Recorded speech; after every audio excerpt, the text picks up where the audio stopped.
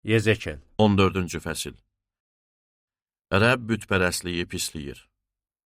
İsrail ağsaqqallarından bəzisi yanıma gəlib önümdə oturdu. Onda mənə, Rəbbin bu sözü nazil oldu. Ey bəşər oğlu, bu adamlar öz bütlərinə könül verdi və təqsir eləmələrinə bais olan şeyləri üzləri önünə qoydu. Bundan sonra mən onlara cavab verəcəyəmmi? Buna görə də onlara müraciət eləyib söylə ki, Xudavənd Rəbb belə deyir. İsrail nəslindən kimsə öz bütlərinə könül verib təqsir eləməsinə bais olan şeyə səcdə eləsə və Peyğəmbərə müraciət eləsə, mən Rəbb ona bütlərinin çoxluğuna görə cavab verəcəyəm. Ona görə ki, bütlərindən ötürü mənə yad olan bütün İsrail nəslinin ürəyini yenidən özümə cəlb elədim. Buna görə də İsrail nəslinə söylə ki, Xudavənd Rəbb belə deyir. Bütlərinizdən dönün, onları rədd eləyin və bütün iyrənc işlərinizdən üz döndərin. Əgər İsrail nəslindən hər kəs və İsraildə yaşayan qəriblərdən kimsə məni tərk eləsə, öz bütünə könül verib təqsir eləməsinə bais olan şeyə səcdə eləsə və özü barədə məndən soruşmaq üçün Peyğəmbərə müraciət eləsə, mən Rəbb ona cavab verəcəyəm. Mən üzümü həmin adama qarşı çevirəcəyəm, onu ibrət və kinayə hədəf eləyəcəyəm, xalqımın arasından silib atacağam. Onda biləcəksiniz ki, Rəbb mənəm. Əgər Peyğəmbər yoldan azıb bir söz söyləsə, bilin ki, o Peyğəmbərin yoldan azmasına səbəb olan mən Rəbbəm. Mən ona qarşı əlimi qaldıracaq və onu xalqım İsrailin arasından silib atacağam. Onlar öz təqsirlərinin cəzasını çəkəcək. Peyğəmbərdən soruşanın cəzası necə olacaqsa, Peyğəmbərin də cəzası elə olacaq.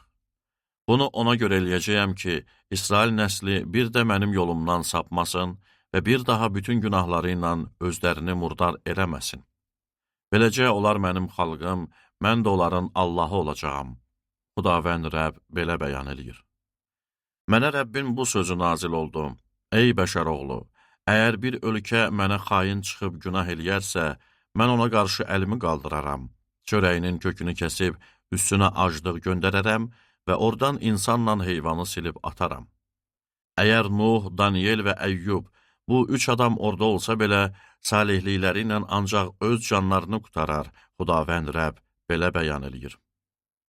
Əgər mən bu ölkəyə vəhşi heyvanlar göndərsəm, onlar oranı sakinsiz qoysa və o torpaq bu heyvanlara görə xaraba qalıb keçilməz olsa, bu üç adam orada olsa belə bəyan eləyir Xudavənd Rəbb, varlığıma and olsun, nə oğullarını, nə də qızlarını qutarar, yalnız öz canlarını qutarar, ölkə isə xaraba qalar. Yaxud o ölkənin üzərinə qılınc gətirsəm və ona ey qılınc, ölkəni qırıb keç deyərək, insanı və heyvanı oradan silib atsam, bu üç adam orada olsa belə bəyan eləyir Xudavənd Rəbb, varlığıma and olsun, nə oğullarını, nə də qızlarını qutarar, yalnız öz canlarını qutarar. Yaxud o ölkəyə vəba göndərsəm, qan tökməklə onun üstünə qəzəbimi yağdıraraq, insanı və heyvanı oradan silib atsam, Nuh, Daniel və Əyyub orada olsa belə bəyan eləyir Xudavənd Rəbb, varlığıma and olsun, nə oğullarını, nə də qızlarını qutarar, salihlikləri ilə yalnız öz canlarını qutarar. Çünki Xudavənd Rəbb belə deyir.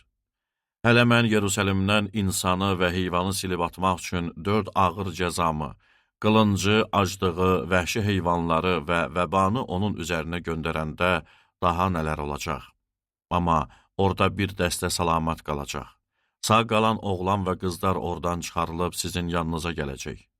Siz də onların əməllərini və işlərini görəcəksiniz.